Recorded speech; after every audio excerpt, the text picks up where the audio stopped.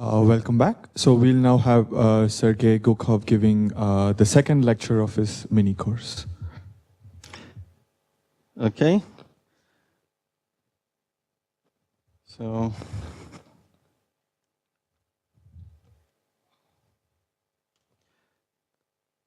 we saw in the first lecture, just to recap,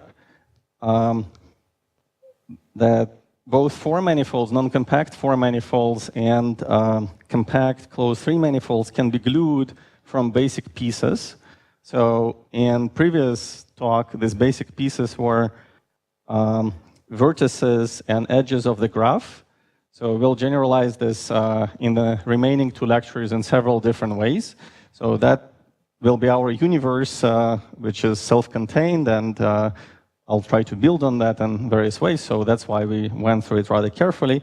And we also saw how to associate three types of three manifolds invariants to those graphs with vertices colored by integers. In two cases, again, this was non-trivial but known invariant of three manifolds, and table 3, the third table of integrals, was something new, something interesting. And let me, to finish that part up, say the following theorem, which I didn't get a chance to include in the first part.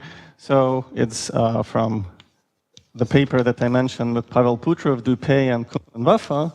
And that paper contains several statements, which I'm going to combine in one single theorem, so it looks a little bit more compact. But these statements are spread out at various parts, including the appendix, which in fact contains more important information. So we try to compute this object z hat, which is a Q series.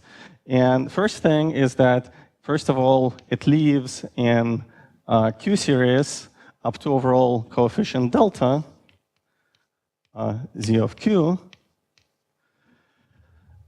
And non-trivial part of this statement is that it's actually convergent in a unit disk.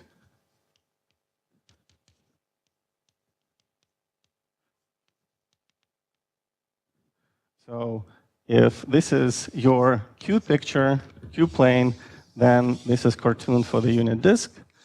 And the series that we were exploring, or actually collection of such series z hat of q equal to 1 plus q dot dot dot lives inside, and it's uniformly convergent inside the unit disk.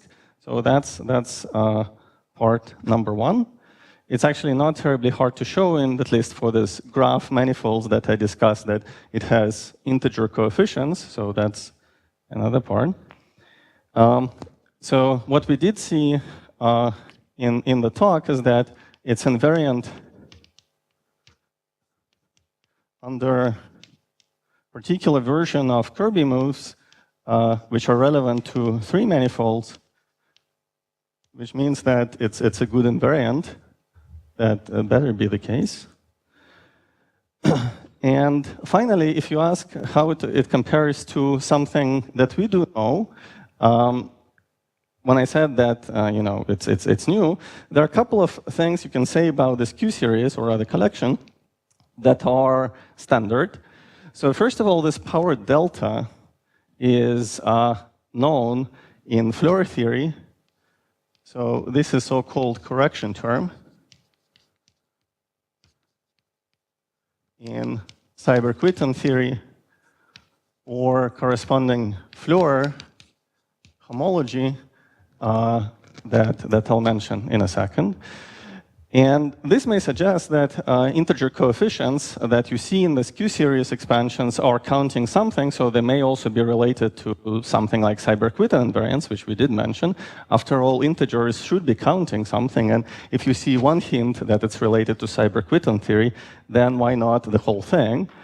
But this whole thing actually is not of the Seiberg-Witten type. So these are, unfortunately, analogies that I'm making, or connections to Seiberg-Witten, actually stop right here at this overall prefactor, and everything else, the non-trivial coefficients, have little to do with Seiberg-Witten theory. Huh? No limit to table 2? No. At least, that's actually a good question. I don't know. I don't know. So one naive limit is to set q equals 0. And then, of course, you get something that roughly knows about it. But that's a good question. I don't know the answer to it. It's meaningful because of, I can even comment on physics of it. I think it's a really good question. It's a question to people who like spectral sequences, namely Satoshi here. And so, yeah, it's a really good question.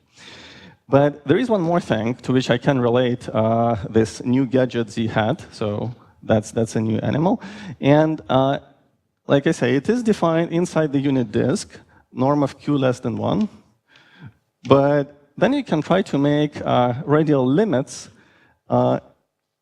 approaching very specific values of q, where q is equal to, so as q goes to exponential of 2 pi I divided by k, so kth primitive root of unity, what happens is that this expression relates to Witten-Reshetikhin-Turaiv invariant of our three-manifold, same three-manifold defined by initial data at level k. So here, k has to be integer, in fact, better be non-negative integer, and that's what's usually called the level. Okay?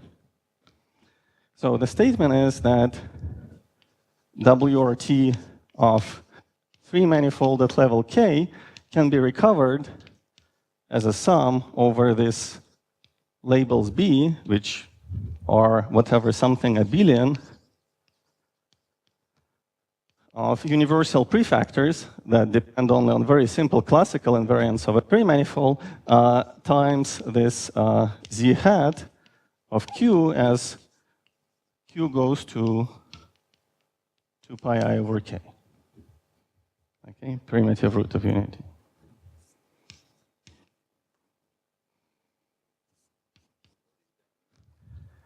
WRT stands for Witten-Reshetikhin-Turaiv invariant.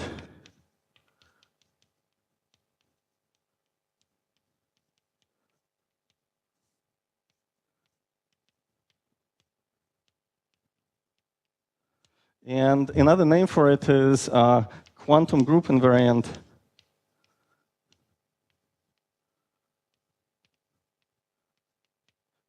for SL2 level K, for quantum group at root of unity. And it's also the same as SU2 level K Chern-Simons invariant, quantum Chern-Simons invariant. So earlier today we talked about SL2C, which, as I try to emphasize, is very non-standard, and this one is standard. The problem which existed for a long time in the subject is that this kind of invariant exists only at roots of unity. So it's actually defined only at these points here, and their accumulation close to q equals 1. So the question was, if you know something at root of unity, can you continue it inside the unit disk? And what people try to find a single function which does the job, but surprising conclusion coming from physics is that there is a universal formula, which we now phrase as a conjecture. So this is a theorem in a class of manifolds I described, but conjecture is that this is true in general. And we give specific form of this universal prefactors. They're kind of boring, but the claim is that there is no single function of Q which does the job and continues these values inside the unit disk, but there are finitely many. In fact, they're labeled by precisely the set that we already saw in a couple of other examples. So that's where this abelian connections play a role. Oh, this would be SU2 K minus 2 and minus 2. Yeah, so sometimes it depends. People talk about level or a normalized level. So here K was what's called renormalized level. That's for the experts. The level would be, in more traditional terminology, K minus 2. And again, this is all for SU2. So there is analogous conjecture for SUN. This structure of this formula is fairly under control. Okay, so that's the statement about this third gadget. And now we have these three tables of integrals. And I have to tell you where they come from. Bless you. And for me to explain where they come from, so I could use basic integrals to introduce them, define them, so we can play and see Kirby calculus emerge as a property or a symmetry of integrals. But to tell you where they come from, I'll have to, in complexity, now increase my level. So I'll go into physics a little bit. So if you're a mathematician, bear with me for another 40 minutes or so, because I'm going to come back and we'll get back to more elementary level, pretty much the same as we had in the beginning of lecture 1. So I apologize to Aswin that I cannot remain at this level for all 3 lectures, so my level will go up, but I promise that it soon will come back down. So,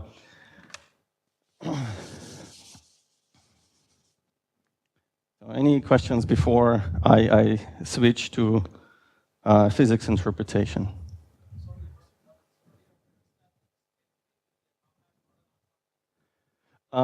In previous discussion, it was always compact, and we'll talk about compact and non-compact in this lecture too. In lecture 3, when we'll be dealing mostly with 4 manifolds, cutting them along 3 manifolds, that's why I'm actually building up to 4 manifold story, then it's better be compact. So if you want to chop a 4 manifold along a slice, that slice is likely to be compact. So. Okay, so what's the origin of this in physics? It has to do with a 6-dimensional theory that lives on world volume of n coincident fibranes.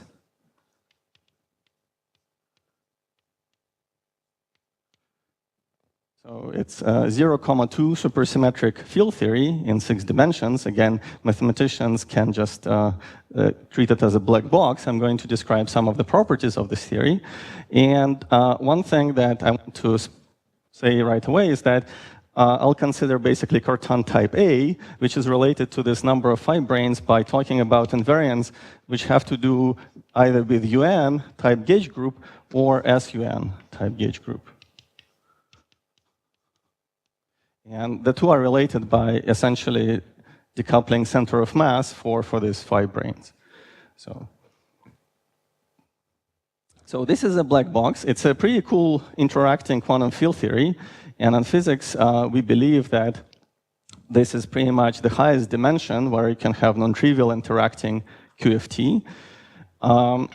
And that's kind of important because if you want to build topological quantum field theories, one machinery how to build them is to perform a topological twist of supersymmetric theory.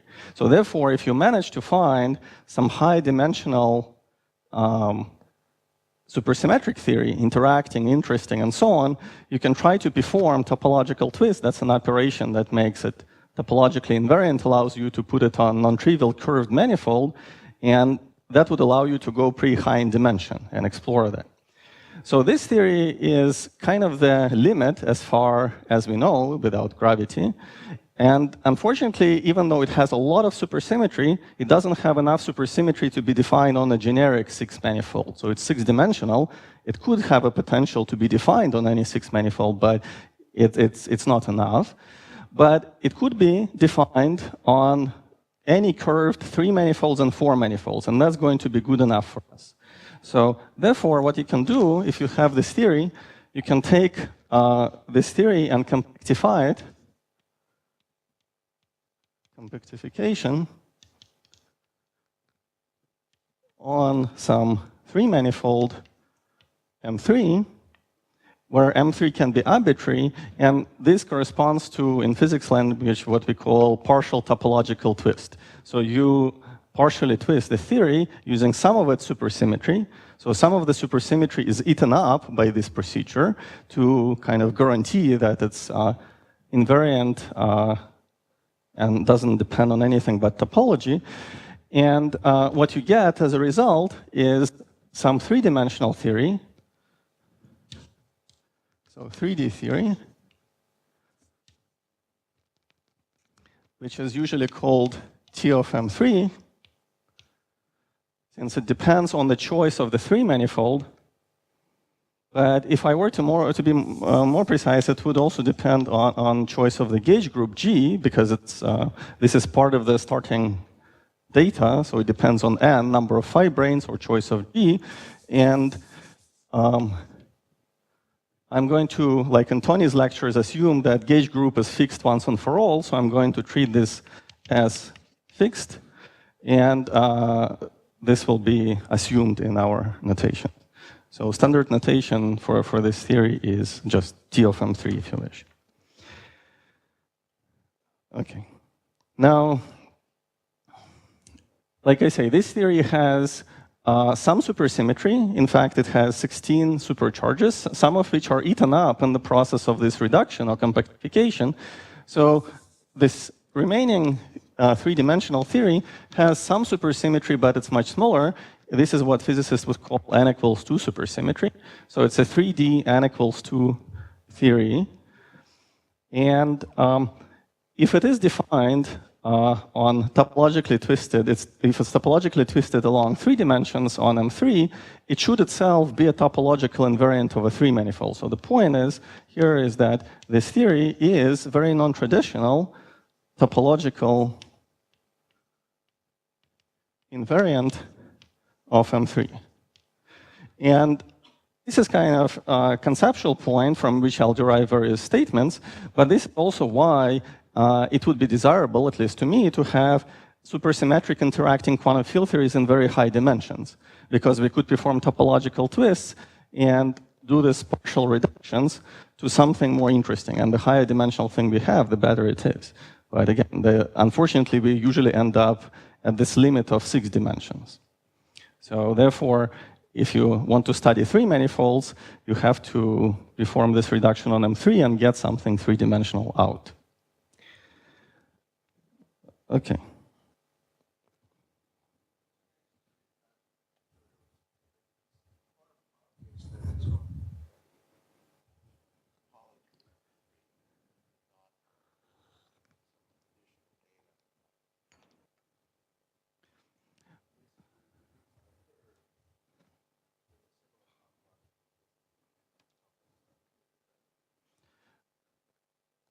Well, yeah, I know much less about the curve story where the twist is probably holomorphic and not topological, but here it's full topological twist. In that case, it might depend on something holomorphic like complex structure. In this case, it's fully topological. So it is kind of obvious. Modulo the fact that we deal with infinite dimensional theory, so we have to be a little bit careful. But for mathematicians, actually, I have a good analogy. So if you really pretend, like I said, this cannot be made full 6-dimensional TQFT, but pretend that you had a 6-dimensional TQFT, say, given by integrating some combination of Stiefel-Whitney classes on a 6-manifold.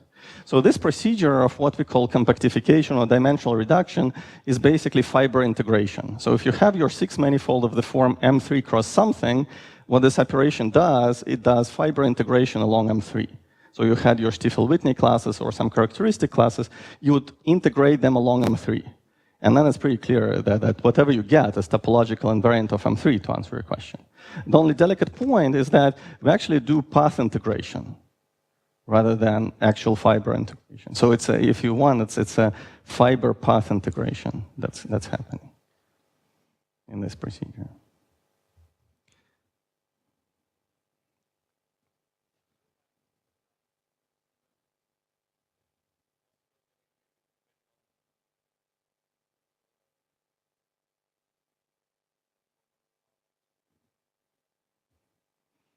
No, I mean, I don't think so.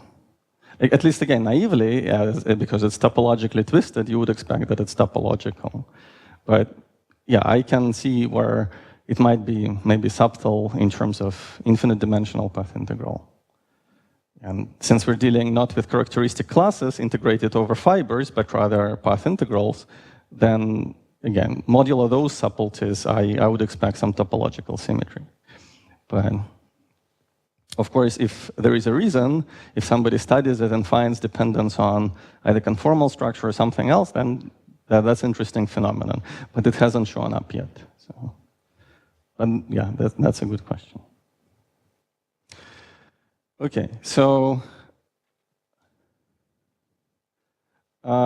you should think of, or at least maybe mathematicians should think of this procedure as starting with a black box, which is to some extent even black box for physicists. Then topology comes in because we specify the manifold on which we want to compactify this M3. And earlier today, this was represented by a graph. And it could have, again, various generalizations that I'm going to comment on. Then comes physics, because the next step is job of physicists to analyze what this effective field theory is. In fact, when I was a graduate student, I was given to study analogous compactification from 10 or 11 dimensions on Calabi-Yaus and determine effective physics in, say, 4 dimensions. So here, this is a baby version of that problem. All the dimensions involved are much smaller than compactifying string or M theory. But then we get back to various mathematical quantities by applying various observables or partition functions, which are functors that take us from this world of QFTs, where this very strange invariant lives, to the world of specific invariants or numbers. So that's how we got our 3 tables in our earlier discussion today, table 1, table 2, and table 3 are all particular quantities that are quite standard in the world of, in the physics of 3D n equals 2 theories, which are simply applied, and then you can think of a result of what we did in the first lecture as a composition of 2 functors. First of which associates to a 3-manifold sum theory, and the second takes theory and computes its particular partition function. So table 1, which produced for us SL2C Chern-Simons, quantum Chern-Simons, was partition function of this theory on a 3-sphere. So table 2, which produced for us Seiberg-Witten invariance of M3, labeled by this abelian data, B, or equivalently Toriv torsion, or it has several other names, is what's called topological index.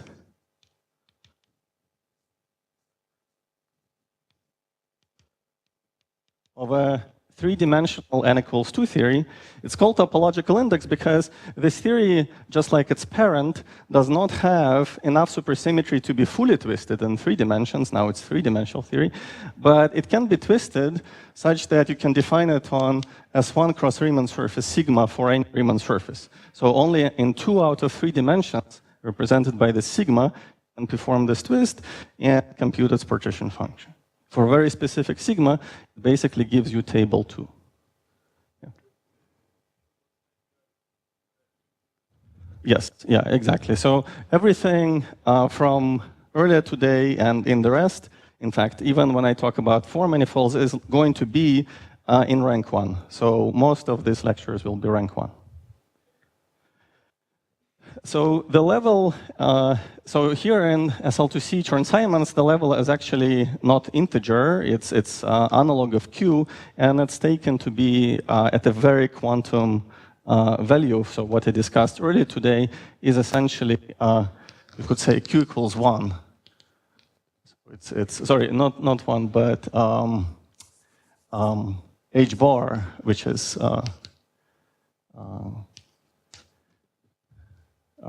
yeah, H bar is equal to 1 or something like that. So it's very quantum. It's very far from H bar, either small or large. These are 2 perturbative regimes for quantum SL2C Chern-Simons, but I was actually equally far from both. So it's in some sense this self-dual, the strongly coupled point of this Chern-Simons.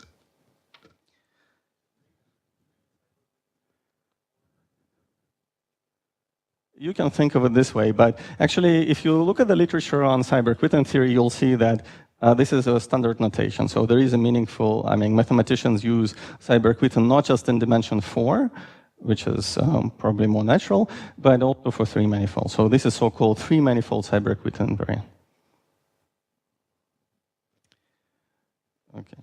And this gadget in table 3 that's still on the board, Z hat labeled by this, again, abelian data and so on, is partition function on S1 cross D2. So Kummer and Waffe likes to write it like this. This is also the same as vortex partition function on S1 cross R2 H bar. So some people use this notation.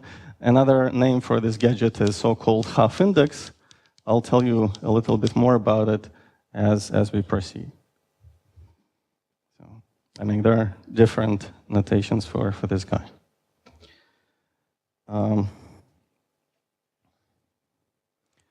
Right. Now, what I presented to you is a set of 3 quantities that exist. I mean, all of these functors exist in any 3D n equals 2 theory. So I just happen to compose them with a compactification on a 3-manifold and get something interesting. But in principle, there are lots of other quantities you can compute in a 3D n equals 2 theory. And one can try to apply those to this class of theories T of M3. And you have to get a topological invariant if what you did is right, if at every stage you got it right. Sorry?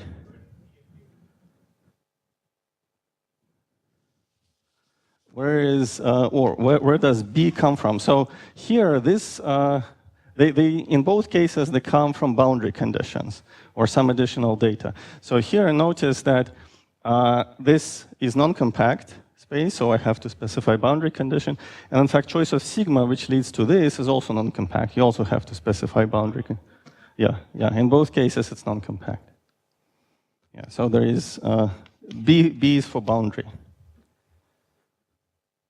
Yeah, sigma is a particular curve. If I get time, I'll give you a precise form of it at this point. Just a curve with a boundary. Right. So what we saw is that these guys enjoy equivalences for many different moves which permute the sides of the quiver, or sorry, the sides of the graph, and they correspond to non-trivial equivalences or dualities of this physical 3D n equals 2 theory. And what we saw earlier today is basically a shadow projection of this symmetry into the world of concrete partition functions of theories T of M3. Okay.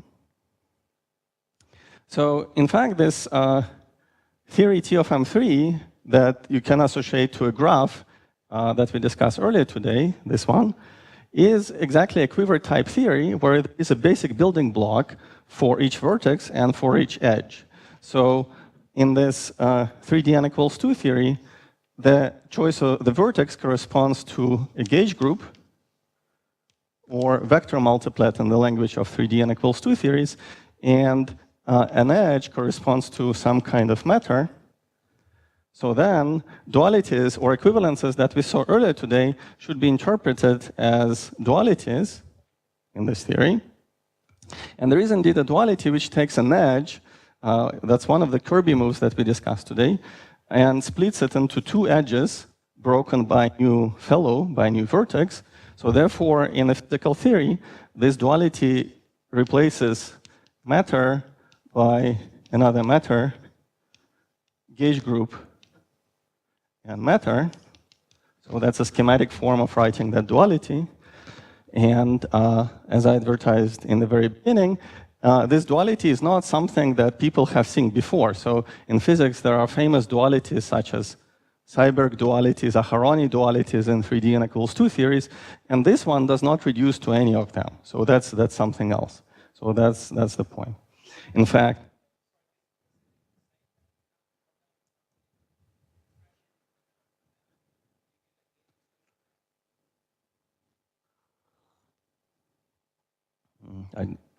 that's definitely not the way I think about it, but not really, I don't think so. I mean, it's an interesting analogy, but that's definitely not the way I think about it. So for us, these were basic building blocks, vertices, edges, and so on. These are basic building blocks of some theory, and the abstract graph, which was used to define either 3-manifold or 4-manifold, now becomes essentially a quiver diagram for physical theory. So I think in different lectures you already saw various kinds of quivers. For example, Piotr talked about them, and I'm sure other speakers did. So that's the point of view I would like to use. So each edge is not really a propagator, it's a whole theory. And then you basically glue, so here, in this world, you glue manifolds from basic pieces. Here, you glue them from basic theories associated to edge or vertex. So.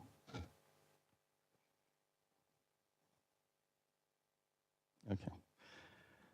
Now, like I say, basically from this, if this program goes through, and hopefully I convinced you this morning that it does, because we basically saw 3 examples of this partition function, which is manifestly invariant under such Kirby moves. You can take pretty much any other invariant. If this theory is invariant under such dualities, whatever you do with it, any other partition function will also be an invariant. Okay? So some invariants are numbers, and they are more traditional, such as this or this or this. I mean, the numbers which depend on additional parameters. But you may consider something that's not necessarily a number, that's a vector space. For instance, here you can try to take a close cousin of table 2 and ask about keeping sigmas at the same, undo the circle into R. So that way you would be looking at Hilbert space, or so you can ask for Hilbert space, or maybe better way to say Q cohomology, because you're not interested in arbitrary states, but some supersymmetric states on same sigma, or this is basically a chiral ring of this theory on sigma. So that will give you something which is not anymore a number, which is a vector space. And the result, again, I'm not going to go through this computation. It could be completely parallel to tables 1, 2, and 3 that we saw in action. I'm just going to list a couple of other examples, which are not numbers, but something a little bit more interesting. And if you do this, you obtain highly non-trivial invariant of a 3-manifold called HF+. That's called Higard-Fleur homology of a 3-manifold. And it's interesting. And it has the property that it also depends on the choice of B. And if you take its graded Euler characteristic with respect to some grading, you obtain this invariant. So basically, you take the index, take the trace, you recover the previous one, but this is a refinement. In fact, when I mentioned this correction term, it enters this study, this subject. So point is that this theory knows not only about just one invariant, 2 invariants, it knows about lots of things. And how does this chiral ring look like? So, for instance, if your 3-manifold is given by that simple graph, which I used as one of my examples, so this will be, let's say, -2, or rather -1, -2, -3, -7. That's one particular example. Then it's invariant HF+, this chiral ring will have the following structure. It will have infinitely many states, very much like states of a harmonic oscillator.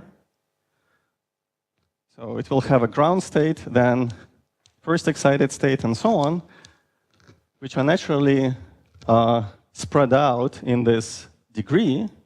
So it will have the whole tower, plus one additional state, which is not part of the tower, which sits separately. Okay. So in low-dimensional topology, these towers are ubiquitous. So they show up all the time, and they have a name. So this tower is usually called T+, plus because it goes in direction up, and it encodes infinite dimensional piece of a Hilbert space. And this basically is, if you're working over Z and thinking about this as a homological invariant, it will be one copy of Z. So therefore, total answer here for this invariant will be T plus Z, or if you're working over complex numbers, T plus C. So my point is that there is only one state and the whole tower. And they have very different origin. If you try to work them out from the definitions of the original Floer theory, the way Andreas Floer and followers developed it. So this infinite dimensional piece, notice that it's, in this case, isomorphic to the ring of functions in one variable, ring of polynomials, and it has to do with so-called reducible or abelian solutions to your partial differential equations or to PDEs that Andreas Floer liked to study. And this one, this single little fellow, the small fellow, comes from non-abelian or irreducible solutions to PDEs. Okay. So this is one example of invariant which is not a number, but it's closely related to the number that we discussed a moment ago. And again, if you want to read more how it emerges from this theory T of M3 in more general cases, you can look at that paper with Pavel. Another invariant which is not a number, and I'll mention here, is space of vacua of the theory, or yeah. So it's also supposed to be topological invariant if all of this mantra goes through, and at some space. But in this case, this is a kind of space that mathematicians can easily define without our help. In fact, here it just comes out as part of the answer. And this is one of the first invariants that we associated to T of M3 when we proposed this correspondence with Lotte and Tudor by now maybe 10, if not or so years ago, a long time. All of us have gray hair at this point. But anyway, so what you get is also topological invariant, but it's a space. So it's a topological invariant of a three-manifold, which is a space. And again, mathematicians know it quite well because it's fairly classical compared to some of these things. So what you get is a moduli space of complex flat connections on M3. Okay.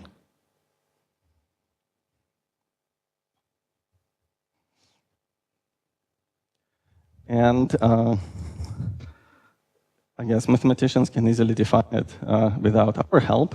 One important point I want to make is that this moduli space looks as follows. So here is a cartoon for it.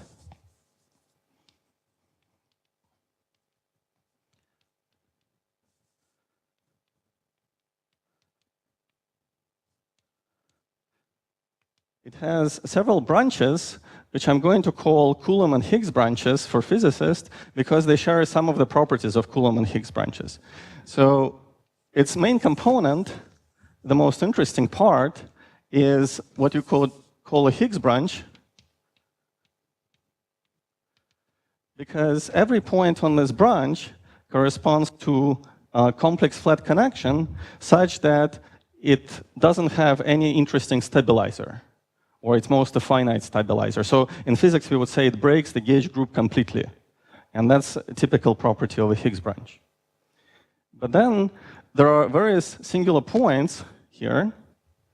In fact, singular points have to be present because if you take three manifolds, say S1 cross a Riemann surface, this is nothing but a Hitchin moduli space with a couple of extra components. And just like a Hitchin moduli space always has singularities which are completely unavoidable, this moduli space also always has singularities, such that in those singularities you have another branch coming out. And this branch could be called Coulomb,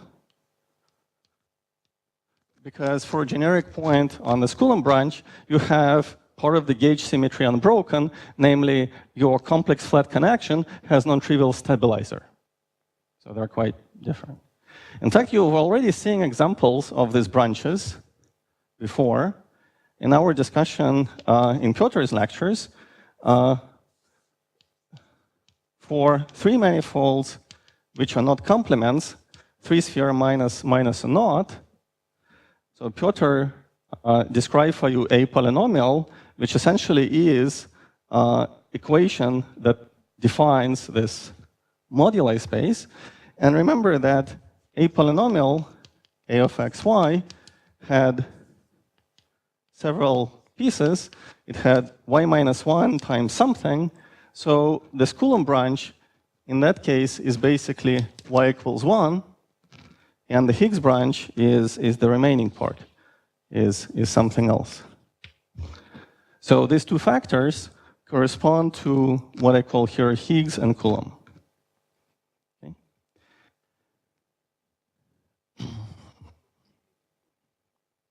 Yeah, it's usually group rotating n curly n supercharges, and here n is 2, so it's SO2 U1.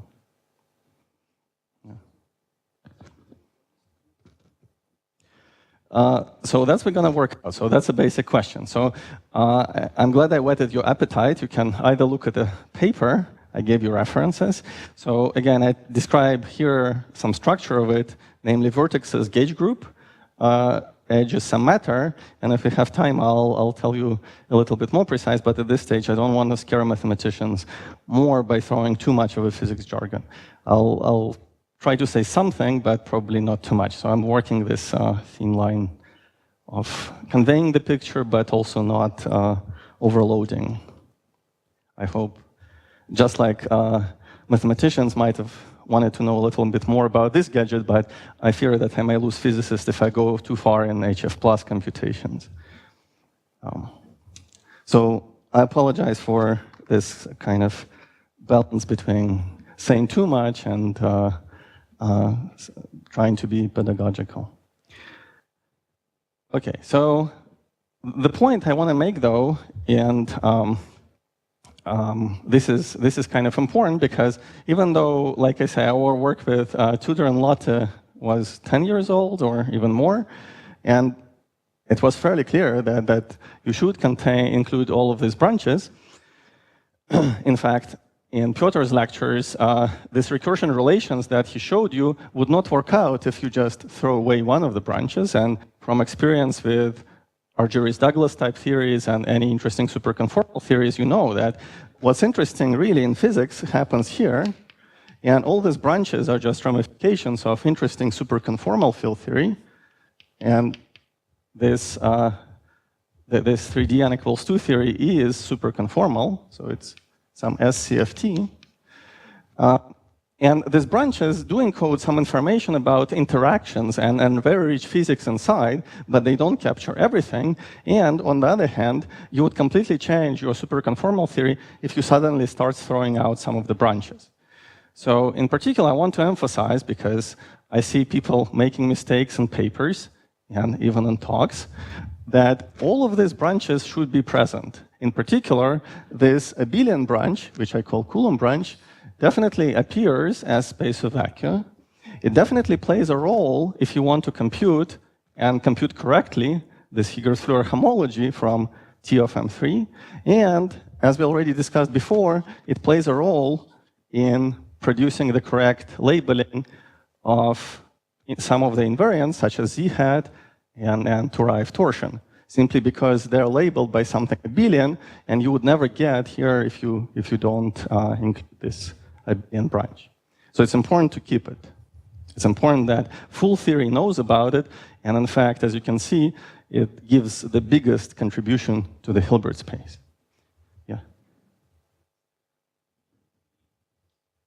Yeah. So you're asking same question as before. So you're asking what is this gauge with label A? I'll come to that. I'll be patient, I promise. If I don't fulfill the promise in the third lecture, then you can nail me down. But I promise I'll come back to it.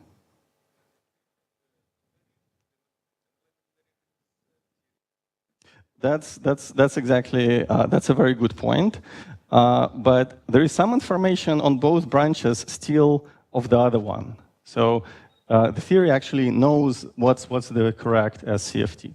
So for some questions, for some specific questions, you're absolutely right that you can actually ignore one of the two branches. For example, for this question, like I say, it's basically ring of functions in one variable, and this is nothing but for this particular case, it's just a complex line. So what happens here is that this tau t plus is nothing but space of functions, holomorphic functions on that complex line. So that's what it is. So this abelian branch is here is spec of that, okay, which is quite typical for of I'll say chiral algebra or maybe T plus. That's a better way to put it. But see, there is, so it actually, no, you can say, oh, I forget about the other one, but the other one actually enters as some tiny correction. And yeah.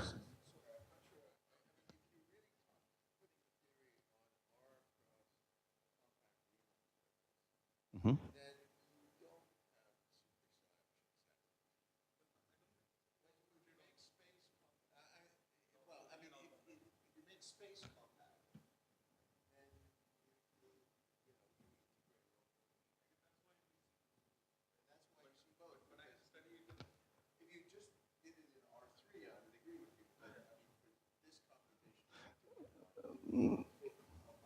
No, not really. I mean, Abhijit has a point. So previously I said that whenever we had some of the spaces, even the space was non-compact. So in fact, I could try to indeed choose. So sigma was not necessarily compact. So for this example, sigma was actually non-compact. And Abhijit already asked me where B comes from. So this B comes from a boundary condition. So in some sense, I'm already choosing super selection sector, if you wish. That's where the B enters. And that's a very good point. Indeed, I could have completely ignore the other possibility. But the point is that all of these quantities, if they're interesting enough, they're actually telling us not just something about the branch itself, but because branch is singular and non-compact, we have to provide some data even from this viewpoint, what to associate to the singular point. And that's where this information is crucial and it enters. So it's really about this SCFT. So again, think about Douglas theory, and which has, say, Coulomb and Higgs branches.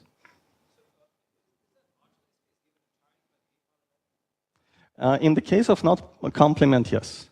For not complement, exactly, yeah. So that's in some sense point made by Piotr, and he mentioned a couple of times connection to this 3D correspondence. So what I'm trying to emphasize is that this correct version of 3D correspondence knows about both branches, and then we saw them, that both of them are crucial for recursion relations and other things. Oh boy, it has an answer, but I can give it in discussion session because it's a great question, but it takes us a little bit away.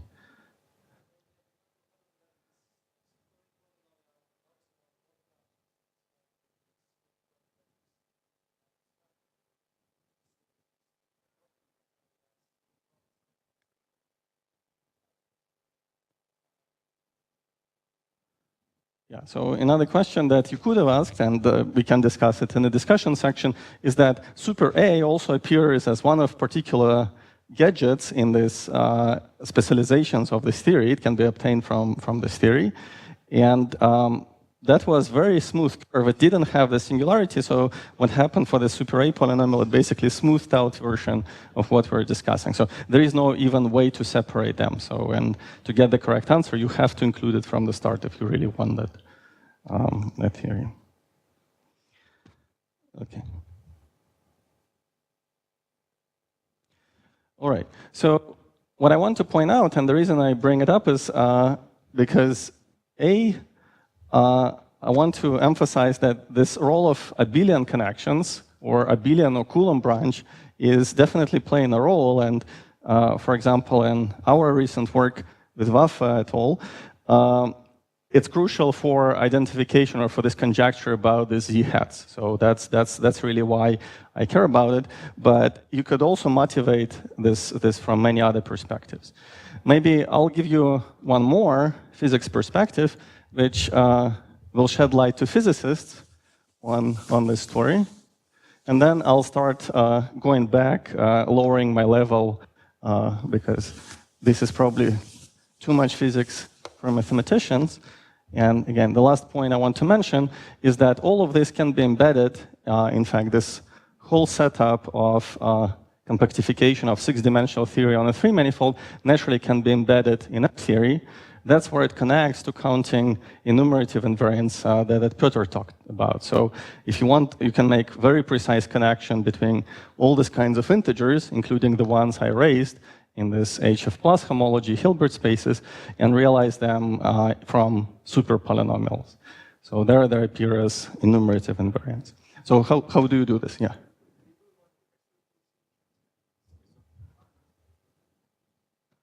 Correct. Yes.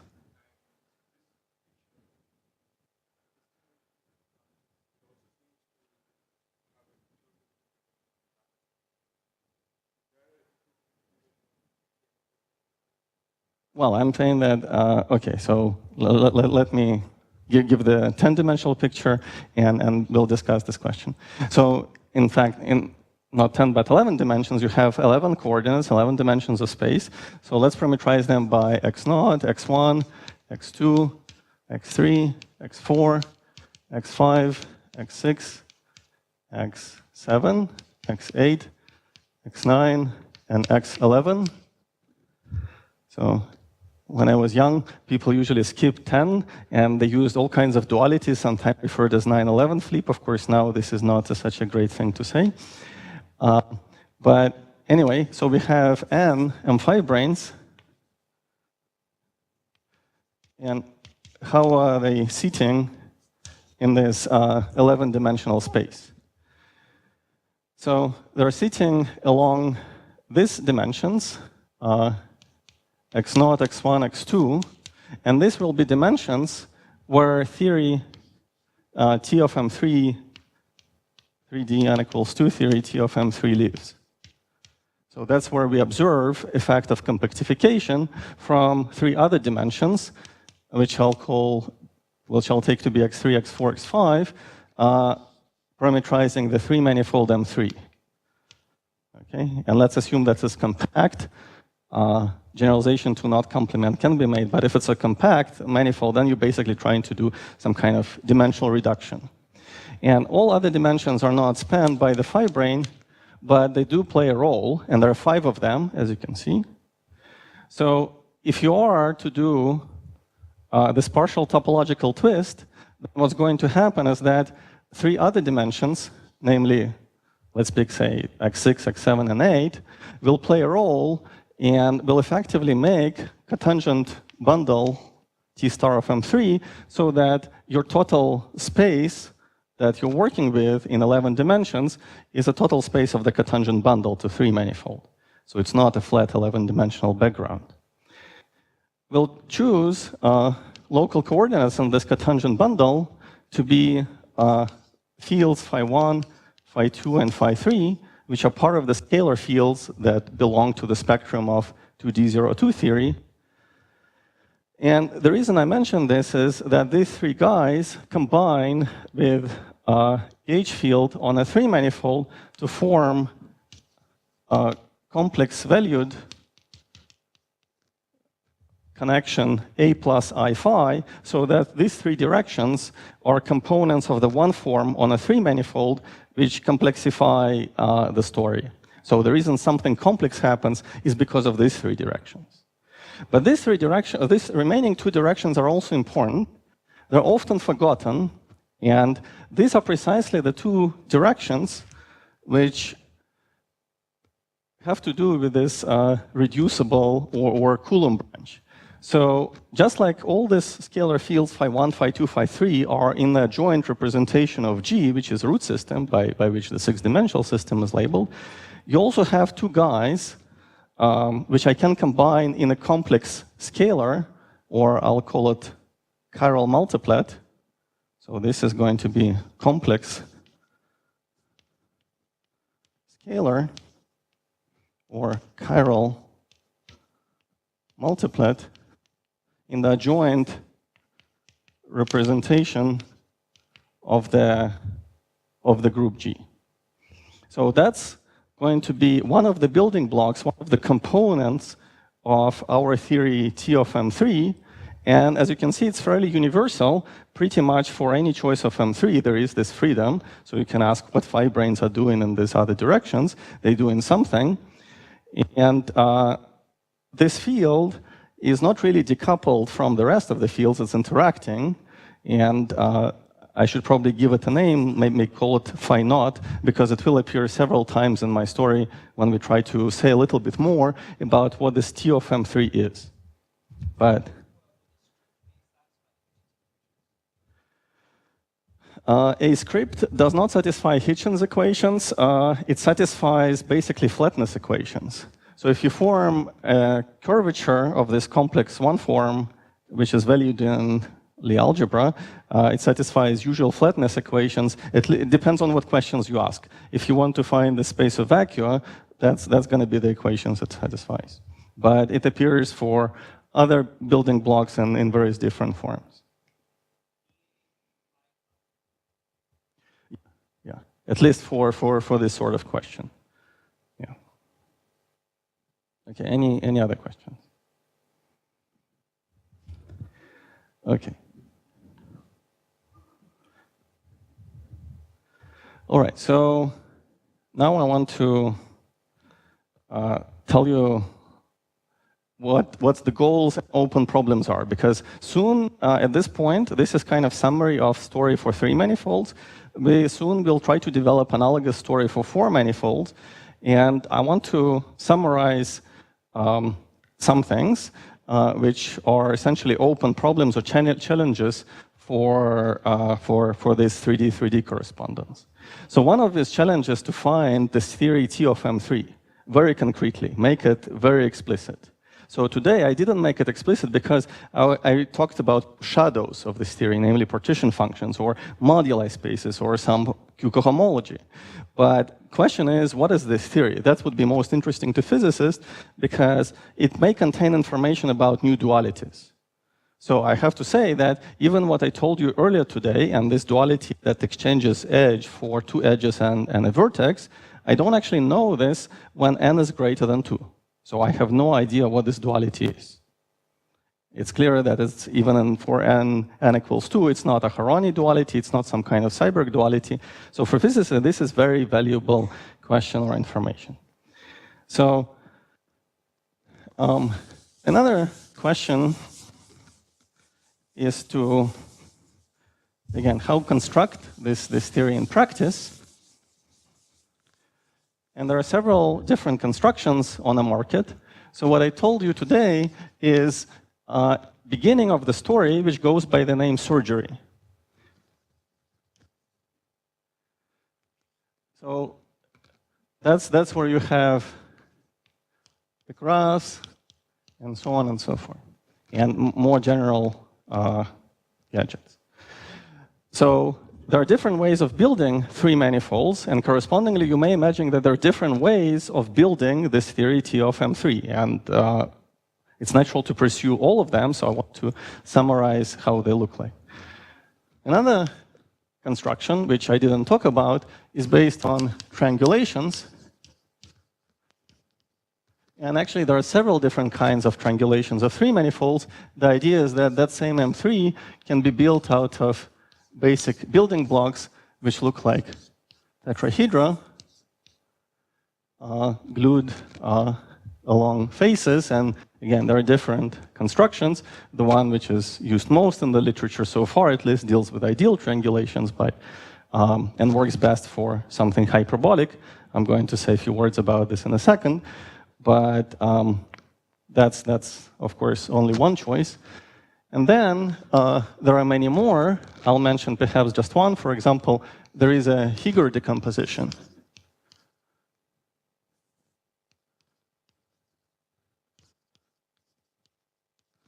So if this was cartoon for triangulation, then, and you already know that in surgery type calculus, three manifolds are labeled graphs and suitable generalizations, then in Higor decomposition, a three manifold will be associated to this kind of data, namely a choice of Riemann surface and two g-tuples of curves on a Riemann surface. Say, if I'm drawing here example of genus 2, then I have to put one g-tuple of curves, like this. Another one I'll choose to be, say, this one, and this one. And claim is that each decoration like this defines a three manifold. That's just another way to build a three manifold out of this data. So each one is a different presentation, and again, in topology, there is a way to go from one to the other in a very systematic way. These are just different ways to build them. Each of them has same principle as we saw earlier today, namely construction, but also equivalence. So you build manifold, and then you have to verify that whatever you build is invariant under certain gluing or repackaging rules, and we saw this Kirby calculus in the case of surgery constructions. There are analogous equivalences in the case of triangulations and Higor decompositions. Yeah. All of them. Some additional data. Yeah. So basically what you need to do is, very roughly, I can explain in a discussion session, but very roughly you have to decorate each vertex by another integer. So, and then that's more or less, that can give you pretty much everything. So. Genus of some surface. So when we talked about two cycles and so on, that would be genus of surface. You have to have some other degree of freedom.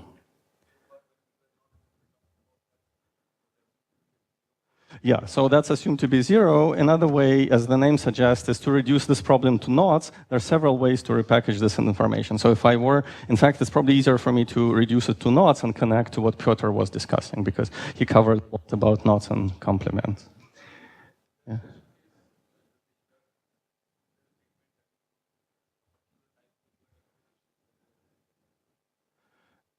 In the case of Higor, well, I guess yes. You mean for these graphs? Yes, there is. You can translate these graphs with genus 0 into particular Higor decompositions. I don't know what it is. It's the dictionary between them is systematic, but it's kind of non-trivial. Okay. So what I want to summarize is that for each of these approaches, it would be interesting to construct T of M3. Unfortunately, that has not been done. So, like I say, even in this case, which I try to convey to you that involves surgeries, we know the answer essentially only in the smallest possible rank. So the theories which enjoy various dualities. But in general, very little is known pretty much about any column of this table. So what people do instead, they actually try to compute partition functions. So the emphasis usually in the literature is on some of the shadows, on the specializations. And here is roughly the status. So for this table 1, that's what you can do using surgery like we saw today. And that's also what you can fairly easily do using triangulations. In case of Higor decomposition, I don't know how to construct even partition function. Okay. As we move on to Seiberg-Witten type invariants, so we saw how to do it in the case of surgeries. And I have no idea how to do it using triangulations. So same, of course, for these guys. And in Higor decomposition, again, this very little is known, how to build this T of M3 or even compute partition function using these techniques. Mathematicians do, but as physicists, we have very little interpretation. And more importantly, I mostly care about this table 3, that here again, the answer is plus and minus over here. So I have to make, I mean, this is very rough summary. A little bit more precise summary is the following. What I told you today is actually not quite plus. So it covers only particular types of manifolds. And here I have to say that the full Sergei reconstruction of all of these invariants may be in particular in the case of table 3, with emphasis on table 3, is going to appear in the work with Chicory and Manolescu, hopefully reasonably soon. So he's a mathematician from UCLA, and we basically set out to take what I told you involving these graphs and upgrade them to full Sergei reconstruction of ideally T of M3, but what we really achieve is Sergei reconstruction of particular invariant namely this Z hat. So otherwise, what I told you today is not quite enough. It's a specific class, but again, like I say, it can be generalized. So same. And what you saw today is that for many of these invariants, you can compute them fairly efficiently using this technique. So as far as efficiency goes, I can say that these methods involving integrals and so on can produce you a bunch of examples. And when they start slowing down is when roughly you have, say, 20 vertices in this graph. So the number of examples that you can do before you run out of them is, I don't know how many graphs are there with 20 vertices or so. I'll just say 20 factorial, roughly. And since each is labeled by integer, and that integer, let's assume it's a single digit, so that's going to be 10 to the 20. So your homework is to estimate what this looks like. So this is how many examples you do before you start seeing any kind of efficient slowdown in efficiency. So triangulations work mostly for this partition function in table 1, which is kind of a plus, but I want to emphasize it's a plus with a big minus.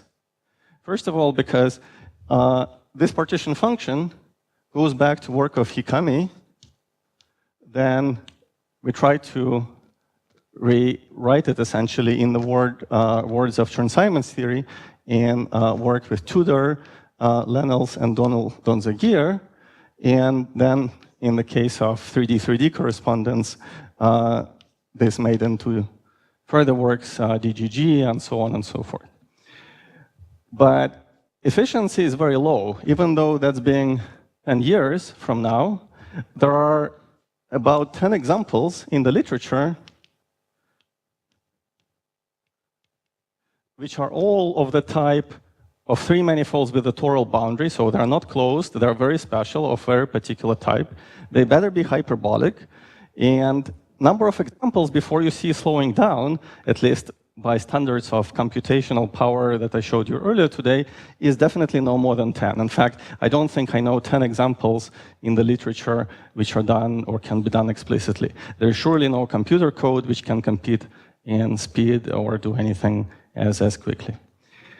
So therefore, it's a big minus, but minus I want to put not so much because of computational power or efficiency. The minus I want to put because everything we said about all these branches, abelian branch or the Coulomb branch, or its appearance in spaces HF plus, Cyber-Quitten, or Z hat, because it's completely missing a abelian story.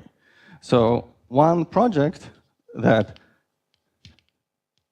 I'm trying to entertain right now is fix this method in the sense of restoring in the story abelian solutions, or this what we call a Coulomb branch.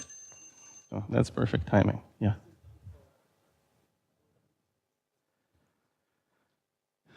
This is actually, at least conceptually, was proposed for all ranks, Cartan type A. Actually, that's a DGG paper which doesn't involve me. So these are different Ds, well, same D and different Gs. Again, computationally, it's, of course, even slower And more importantly to me, that there is still a lot of missing data about reducible or abelian solutions. So it is not partition function of an actual theory, T of M3, that you would obtain from compactifying fibranes. So there is no way that, so to me, it's not, these minuses here are not because we haven't done some work, because they can never work out. That's why there are minuses, for example, in the column next to HF+. It's just not the right theory.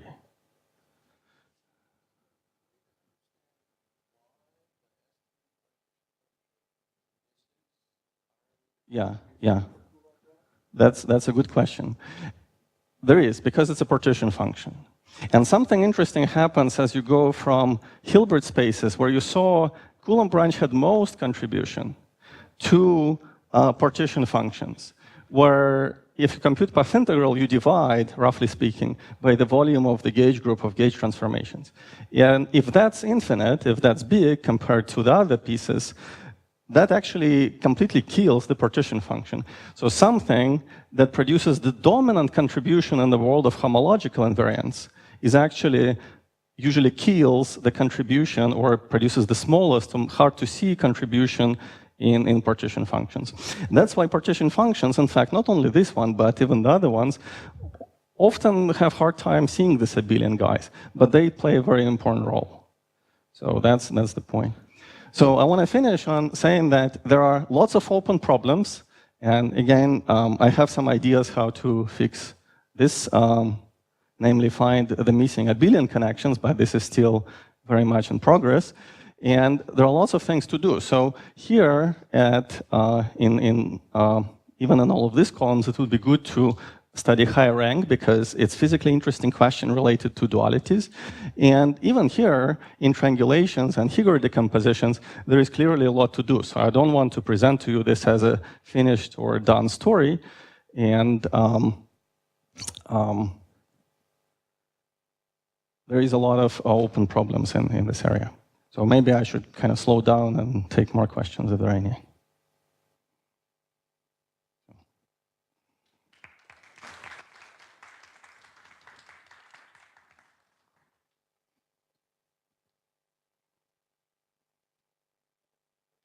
Now, and then take a small break and have the discussion session at 5:40. So questions?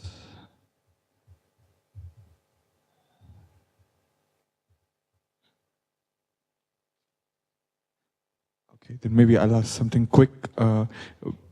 For higher rank, when is T of M3 Lagrangian? Is it?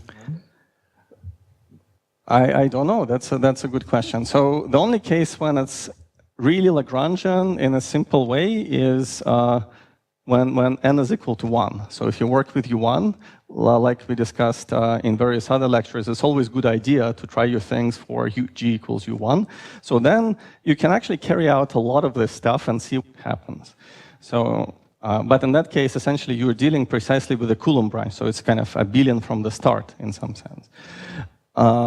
Even for n equals 2, you can try to describe it using standard Lagrangian, what I told you, but it's becoming ugly. So I suspect, so the reason things becoming more tricky in high rank, I don't know if it's because they're just getting bulky, and it's still Lagrangian, or because different elements should be non-Lagrangian. I don't know. That's a good question.